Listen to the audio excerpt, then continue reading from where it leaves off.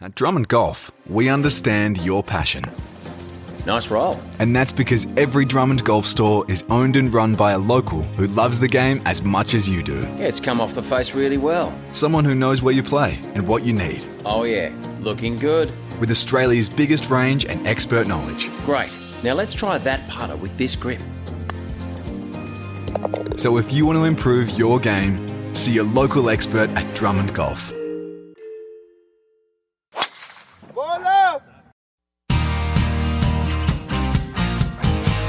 I've never seen anything like it before, and to attempt to hit the ball out of there is pure madness.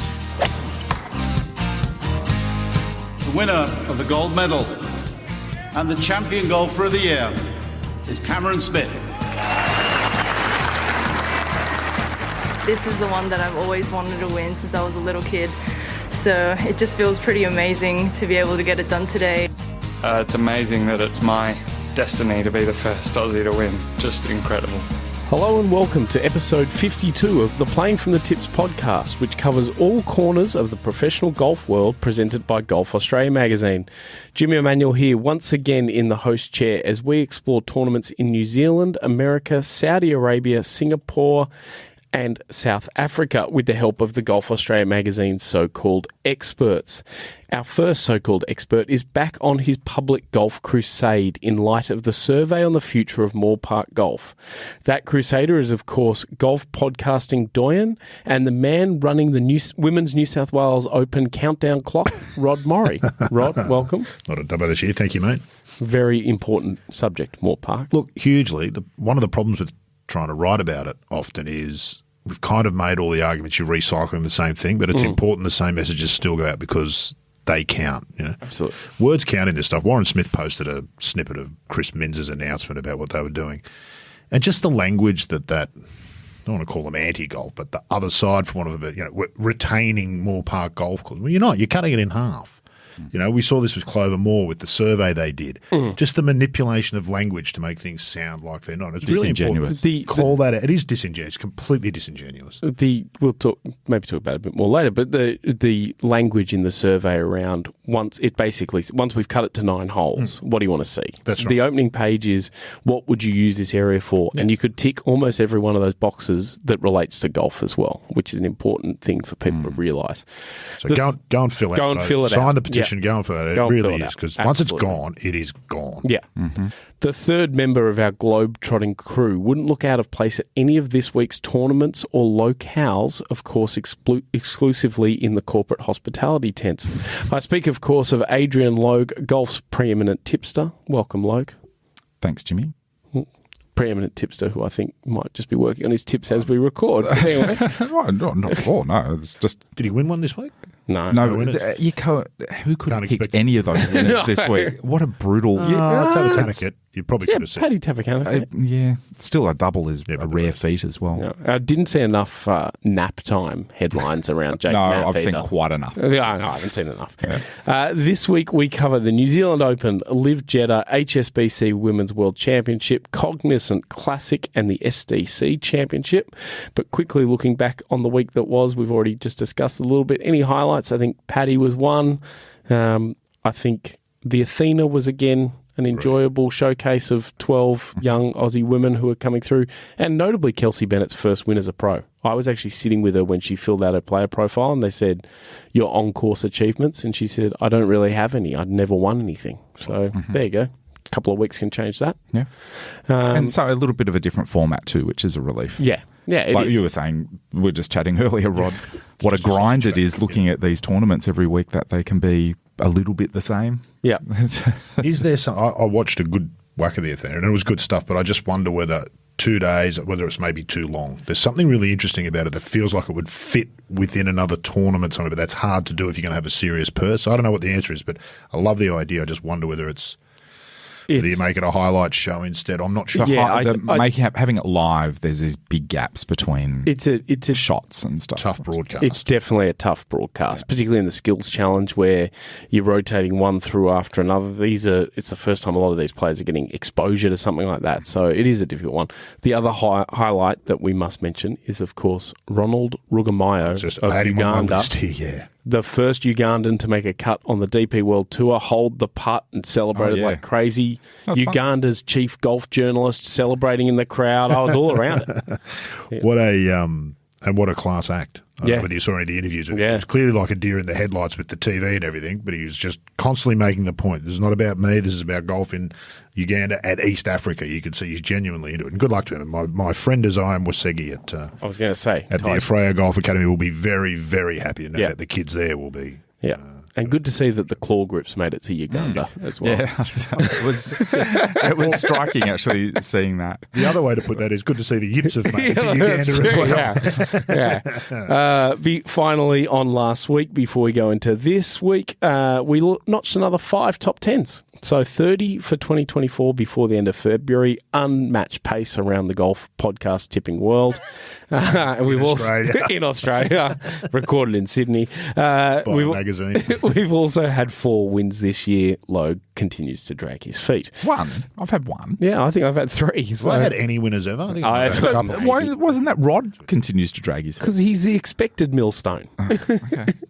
I cheer for stories, not players. Yeah, You're never going to true. get as many of those up. Anyway, it's a marathon, not a sprint, Jimmy. All right. First, let's take a look at the 103rd New Zealand Open presented by Sky Sports that is co-sanctioned by the Challenger PGA Tour of Australasia and Asian Tour and in partnership with the Japan Golf Tour. So we don't call it tri-sanctioned. It's not completely sanctioned by the Japan Golf Tour. It's in partnership with. Okay.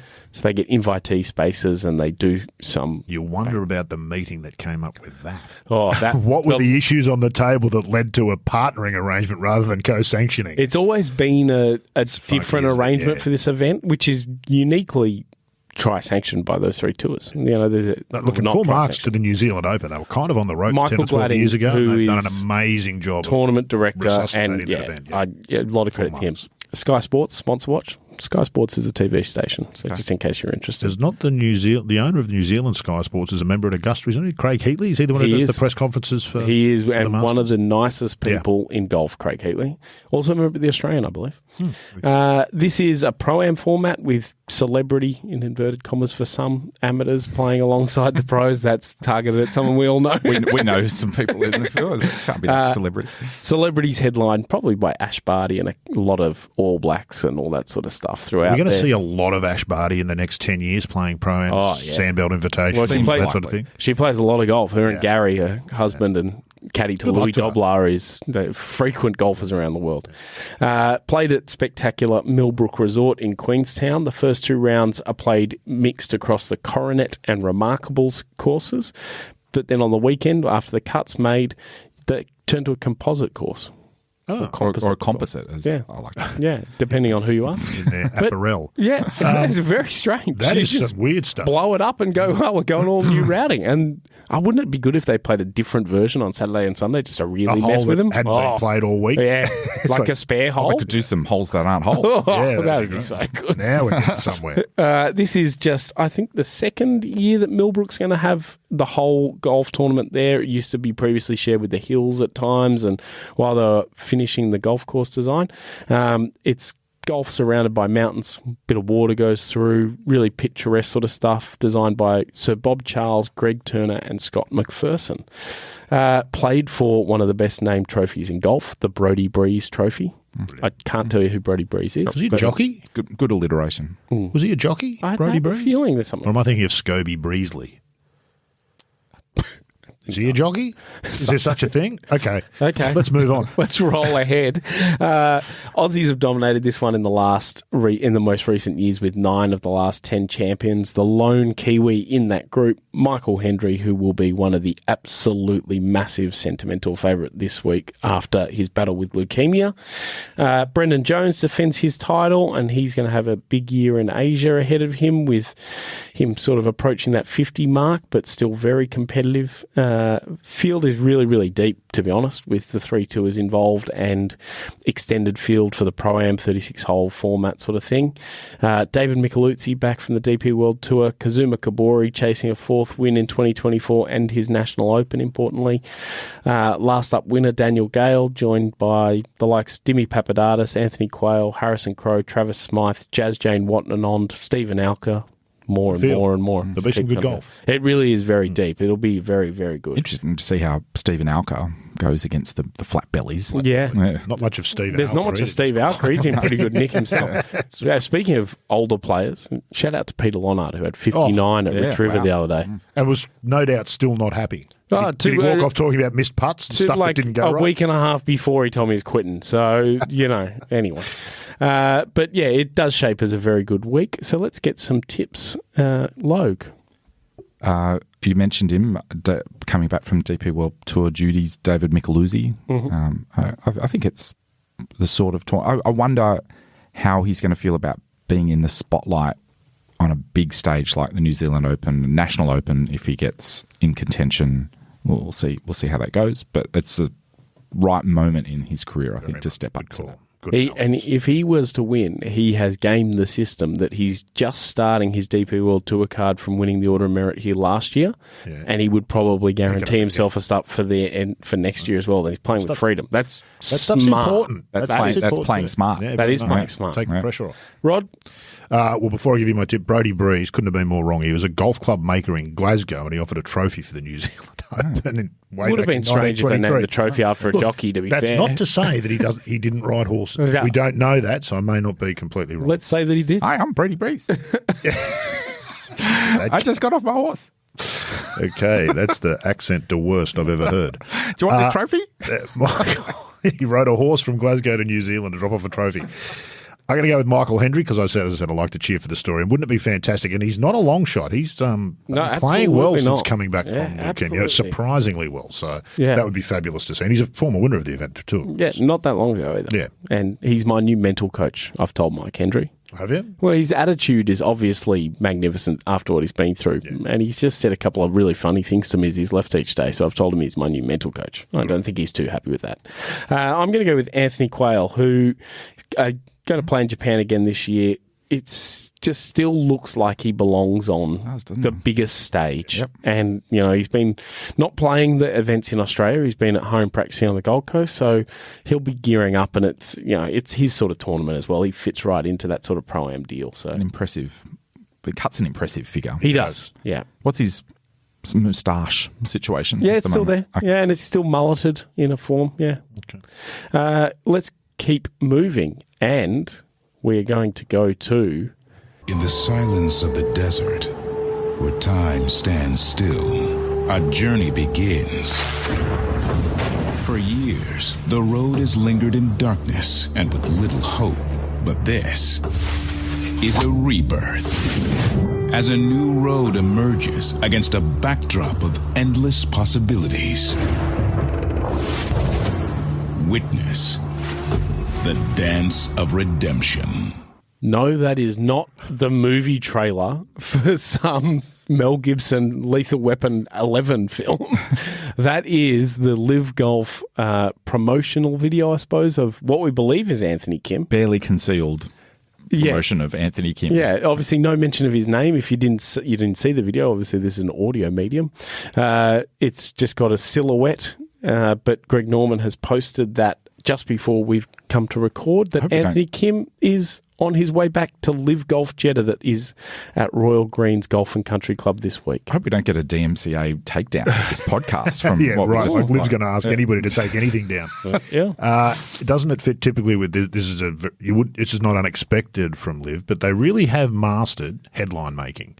Yeah. I think they've got problems with the product, but one thing they do way better than the other tours in the world is attract attention. Not always for the right reasons. That's not my kind of thing, but it works. It's so inauthentic, though. Of course it is. But that's kind of their shtick. The names of the teams. I mean, any adult will tell you the names of those teams are absurd, but they've stuck with them and they lean into it. All of it. It's what LIV does. So I don't think we're not the target market, I don't think. I don't like how that infects the coverage. I would actually try and watch it if the coverage wasn't so over the top with that. I think of it as that toxic positivity that they apply to everything. It's like, this is the best. Like, it's... Well, just settle down.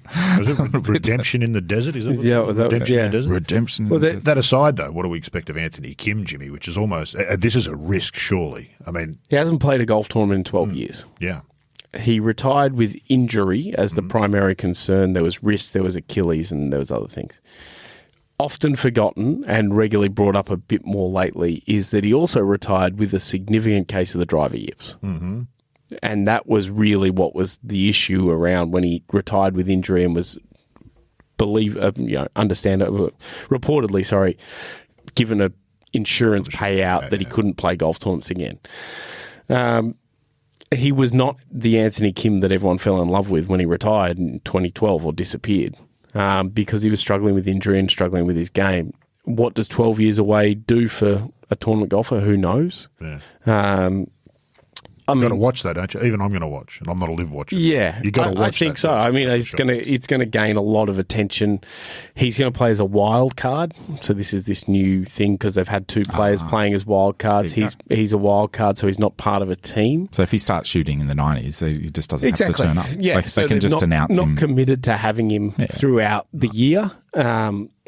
There's been a bit of discussion around exactly why it's this week at LIV Jeddah that he comes back, given I think he lives in Las Vegas. You would have thought Vegas would have been. Vegas would have been the place to get eyeballs, etc. Perhaps they didn't necessarily want eyeballs on him first up start. Perhaps he didn't want that much on him first but there's discussion around contracts being nutted out and sorted through and everything like that as to why the delay.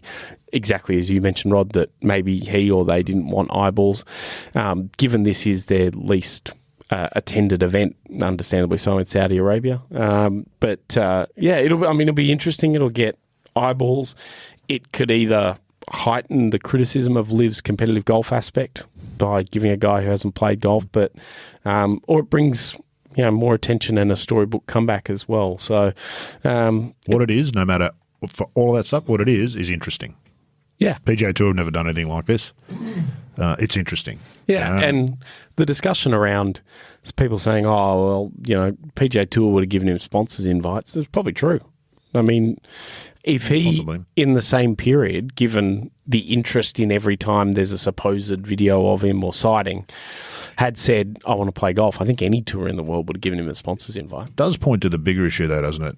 Sort of about LIV and the PGA Tour and all those sorts of things. And one of the problems that LIV has is, where do you restock? Where do you get your next generation of players from? And there's only one place they can come, and it's the world's other tours. They're not breeding any of their own future stars, and that's what the PGA Tour does do really well. Jake Knapp's a prime example. A lot of people would never have heard of. You only got to look at him to know, wow, he's got an amazing amount of game. Could do anything. So that's what the PGA Tour does well. And what LIV, their business model, it sounds like a feeder tour. Well, the idea is to scoop off. That's exactly right. And at the moment, it's not some sort of official feeder tour idea, but what LIV is doing is trying to pick off the best talent that's coming through. They've taken some risk with some young amateurs and stuff when they first. And so that's and the other thing it tells you is that they've probably run out of big name PGA Tour players who are going to come across. Yeah, I'd say that I think we're set pretty much. The attempted negotiations have probably hit their spot, and they realise. This chatter about Rory going over for £750 million and this sort of stuff. I mean, that all feels like headline searching. And that was out of a Chubby Chandler interview that he's just bandied about. I think Chubby Chandler hasn't managed Rory for 15 years. Well, he loves a headline. He's a fantastic interview. He is. He loves a headline. Always says so. Yeah, exactly. So I think it is.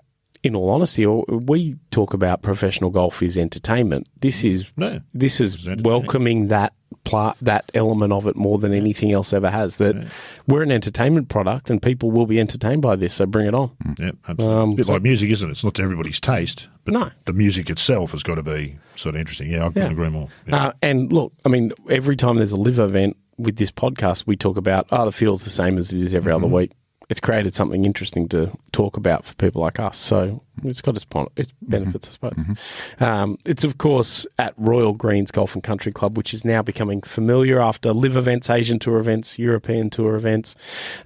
Big Greens. Augusta National of the Middle East. That's right. Always looks to me like a construction zone. Yeah, it looks like it's unfinished. Yeah. Big greens, big bunkers, water, edge of the Red Sea. There's nothing particularly of note to say about it, but it's not terrible or anything like that. So with all that in mind, there's the usuals, of course. Joaquin Niemann playing well. Carlos Ortiz won on the Asian Tour last week. All that sort of stuff. So let's get some tips as to who wins. Logue? I feel like the desert swing on the DP World Tour was always quite a good time for the Tyrrell Corporation. Okay. And one of the reasons for LIV's acquisition of the Tyrrell Corporation, I think, was to take advantage of the market share in that region. Oh, yes. So it's time for Tyrrell Corporation, Tyrrell Hatton. That would be Tyrrell Hatton. Yeah. So very I'm sticking close. with Tyrrell. Does he have an apparel sponsor? He does. Rod, your choice? Cheering for the story. Here's on left field. Graham McDowell. He shot 5 under on Sunday in Vegas when players were shooting 10 over. There's a tough day that Sunday in Vegas. There weren't many under par rounds. He shot 5 deep, so he's coming in hot. Go, Graham. Bit of fire in his belly. Go, Graham. Go, Graham, the G-man. And he's been on the Thing About Golf podcast. And he's won in Saudi Arabia. Has he? Sure has. There you go. I'd forgotten that. There you go. I think he has. I'm pretty sure he was the... He's now walking it back, isn't he? He broke the Dustin Johnson streak He's now of moonwalking at Saudi internationals. He's got it. Yeah, I'm saying it. If he hasn't, he will win the Pro-Am before the tournament starts, so he'll be a winner. I'm going to stick with my man, Joaquin Niemann.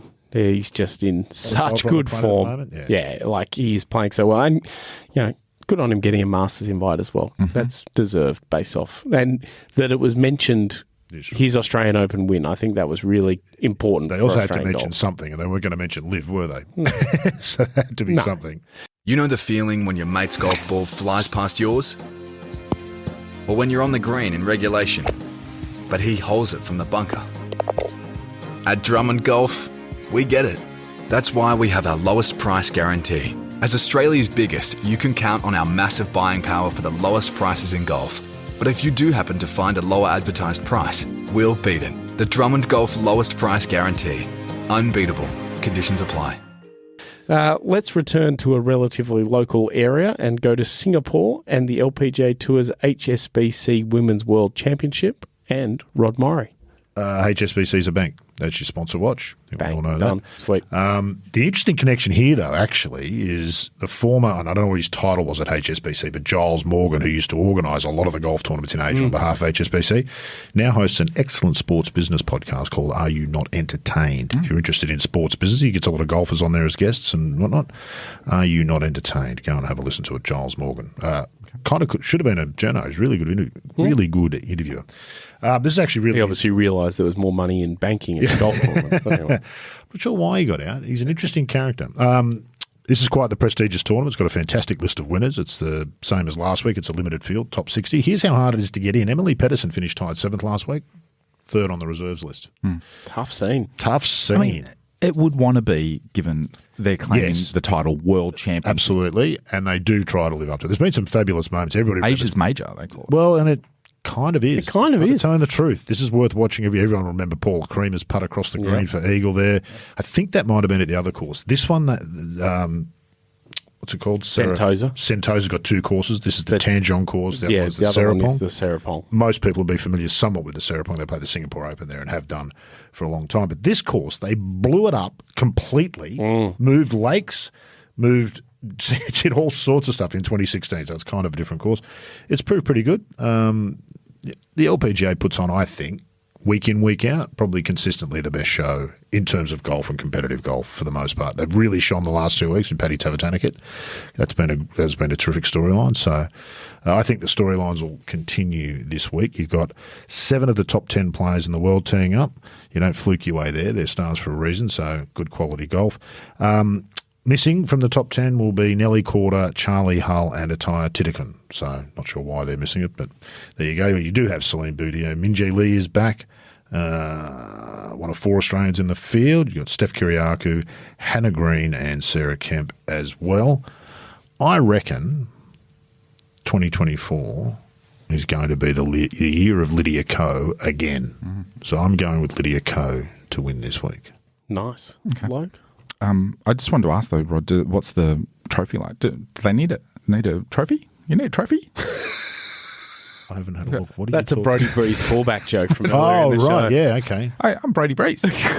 Should I cut that out for your sake? Yeah, I reckon you should. This is not good for your brand, It's not good for your It's brand. fine. It's fine. Or You New are- Zealand relations, I'll be honest. That's right. It's fine. Nobody's listening. I'm going with Celine Boutier. Yep. Nice. Good player. That was also going to be my pick, so I'll just go to Minjee Lee instead. So Oh, that's very generous of you. pretty. See, yeah, I know, right? Let's move right along, and we're going to go to the United States and the PGA Tour's Florida swing. Interestingly, that we're going to that fourth, which shows maybe how things are tracking. Pecking order goes, yeah. Interesting. And the tournament this week is now named the Cognizant Classic in the Palm Beaches. Yes, that is the full tournament name. In the Palm Beaches. I'm not really sure what's going on there. So let's turn to Adrian Logue, who I'm sure has been up all night researching, preparing, and discovering what exactly is happening here. A truly clumsy name for a golf tournament. Cognizant Classic in the Palm Beaches. They don't actually even say the Cognizant Classic. No, They just say Cognizant Classic in the Palm Beaches. But yeah, the Palm Beaches is...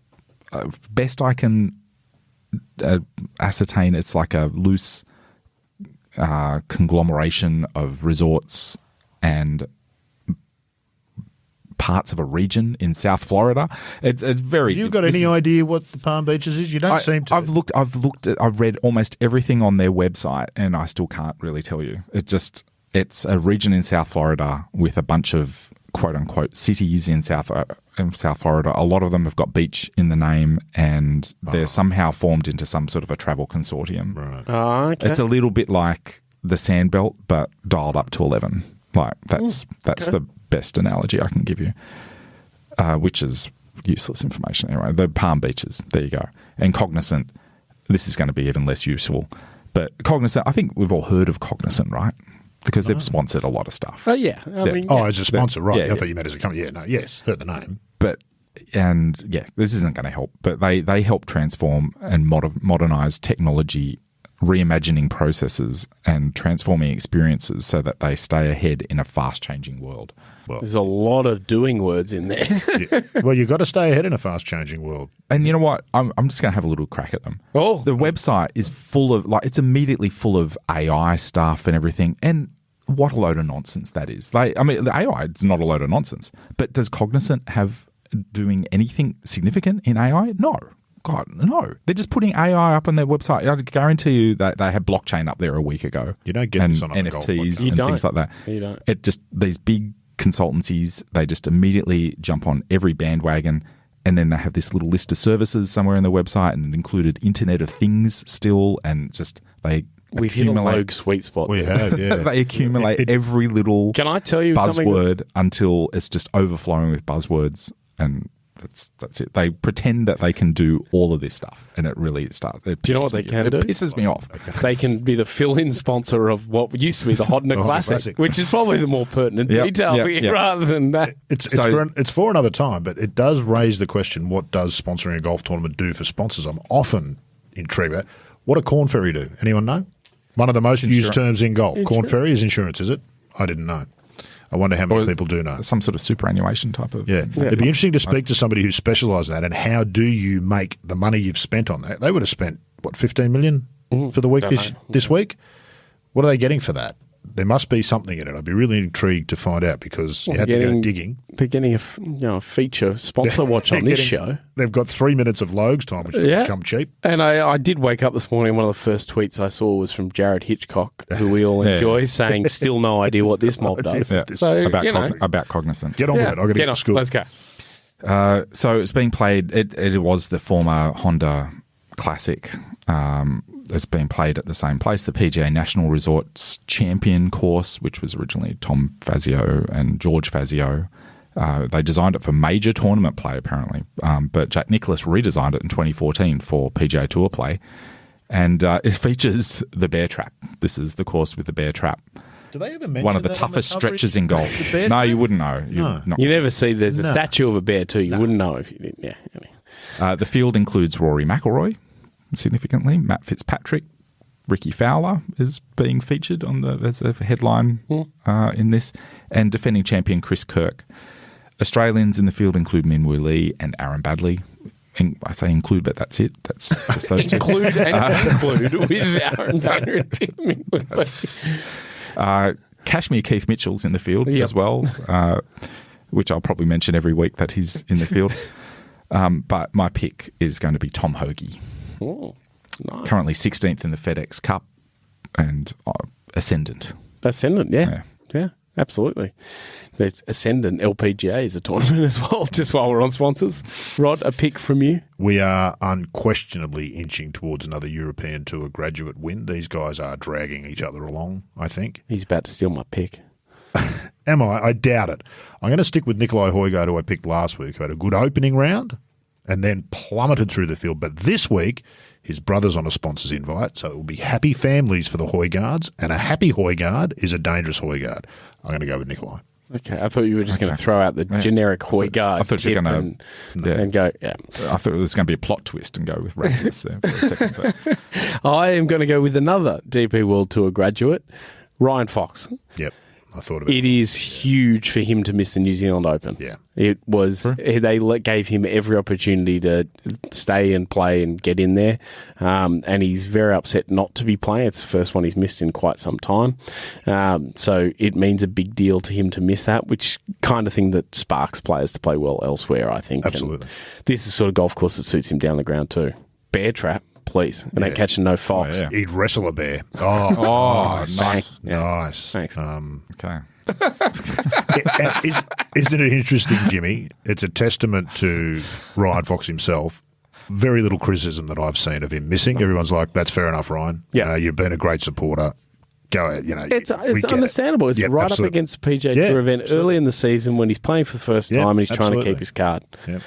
It's different to the other situations we've experienced around that sort of stuff in the past, for sure. Finally, DP World Tour remains in Africa, but moves to South Africa this week for the SDC Championship. Rod, what is SDC and what is happening here? Skills Development Corporation. Cool. They're a training organisation like the one that I go to learn how to be a podcast teacher.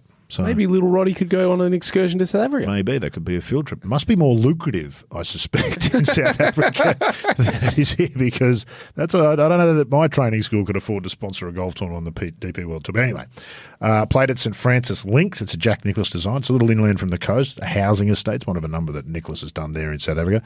The photos look interesting enough. It's a brighter green than you might expect from a links, but it is the sort of bright green you might expect from a professional tournament. It's interesting terrain for golf, lots of low-lying bumps and swales, things perhaps sort of, if those who might have played it, Magenta Shores. Oh, okay. That sort of look. I, of course, haven't been there. The 17th hole does look interesting, though. It's a longish par. Is 190 metres still long for a par 3? Yeah. Sort of mid-range. Decent. What would most of the tour pros be hitting 190? 6 iron? 6 iron, 5 iron. 5 or 6 iron? Depending. Big hitters, maybe 7 iron? No, downwind? Pushing it, but you still got... I mean, they can hit 9 iron 190 if they need to, a lot of those guys. But, for a standard 4 iron for some of them. Some of the pros, you think? Yeah, that'd be at the shorter end. But yeah, so it's a longish par 3. It's got that Redan kind of shape. You want to land it front right and it'll feed to the back left, except that from the video I've seen, the green's far too quick and you can't hold it even if you hit the perfect shot. So we'll see what unfolds over the week, but that will be worth watching. The pros do find this a bit of a test. This is the second year of this tournament. Winning score last year was 18 under, Matt Baldwin. Next best was 11 under. That's not great scoring for a professional event for 4 days, so they certainly have a challenge. There was only 7 players finished double digits under par. That's almost unheard of in a modern-day professional event. That is interesting. One of the smaller purses on the DP World Tour, so it's not as many as the bigger names as you might expect. It's also co-sanctioned, not partnered, co-sanctioned with the Sunshine Tour. So you've got a lot of local players in the field, and any time you have a lot of Sunshine Tour players in a field in South Africa, one of them at least bobs up that you've never heard of and puts on a performance, and I would expect there'll probably be some of that this week. Put all that in the pipeline, and in terms of a tip, I'm going to go with Daniel Van Tonder. Tall, got a funky action. Yeah. And there'll be plenty of entertainment if he gets himself in the frame. Nice. Is our man Ronald Romeo in the field again? I'm not sure. I did have a quick look, but forgot what I was looking for while I was looking, and you've just reminded me. I knew I was looking at the field for a reason. I'd be surprised. It would have to be an invite. That would be a last-minute thing, so I doubt it. I'll check while you guys are giving your tips. Logue? I had abandoned this golfer for doing nothing for me tip-wise last year, but just the heart wants what it wants, and I saw him pop up again with a decent finish in the magical Kenyan Open, so I'm going with Ewan Ferguson. There had to be Ewan Ferguson. I think he was your first banned player. Yeah. I think First one to lose the loan endorsement. Temporarily unbanned him. Yeah, he was the first one who got that. He did enough. horrid stamp of disapproval. He did enough wild card last this week when on I saw Team him. When I saw him just pop up in the top 10 there, it was like seeing an ex across the road or something like that, and just what have I done? The memories flooded back. And oh god, I'm actually going to go for one of his closest friends on tour, Connor Syme. Okay, who similarly I considered last week, and I had him on my actual little spreadsheet, and then I tipped someone else. You have a spreadsheet where I record your tips so that I can keep up to date with what happens the next week. And then I went and looked at the leaderboard, and he was second on the opening day, and I was like, what have I done here? And I got all distraught and disheartened. Sure you did. Yeah, I care. I care. Yeah. I don't know about you, but I care. Ronald's not in the field, by the way. Okay. And with that news, we'll wrap up episode 52 of Playing from the Tips. Rod, that was a lot of world travel for a man who rarely leaves the suburb. Yes. I'll never see any of these places. Maybe. No. We don't know. Not a flyer. No. Go on. Yeah, not a flyer. Thank you for your time. Logue, I assume, speaking of world travel, will you shortly be on a jet to New Zealand, to the New Zealand Open to take up an amateur spot or something like that? No. Surely you can't be far off a celebrity invite. Yeah, surely. Imagine him getting introduced on the first tee. Australian Magazine Golf Tipping Podcast most successful exponent. Yeah. No, nobody. And he'd strip off his safari suit to reveal a golf safari suit underneath. Wow. Okay. You can keep up to date with all of these tournaments and so much more on the Golf Australia magazine website, golfaustralia.com.au, where you can also listen to our sibling podcast. I've just decided they're sibling podcasts. Yeah. Nice. The Thing About Golf, and the most recent episode is well worth your time. Ronan Rafferty and John Huggan. Just brilliant. Great talker, Ronan Rafferty, which is no surprise for an Irishman, I guess, but a great storyteller, real affinity with Australia, loved Australia. So said it really took him to the next level as a player coming in and playing. Yeah, always great memories of him down here year after year. Absolutely. That short swing, but pretty effective. Yeah. It's one of those ones. Very efficient golf swing. Yeah. Well, I really like watching Rafferty play. Yeah, good call. Thank you for listening, and we'll be back on Playing from the Tips next week.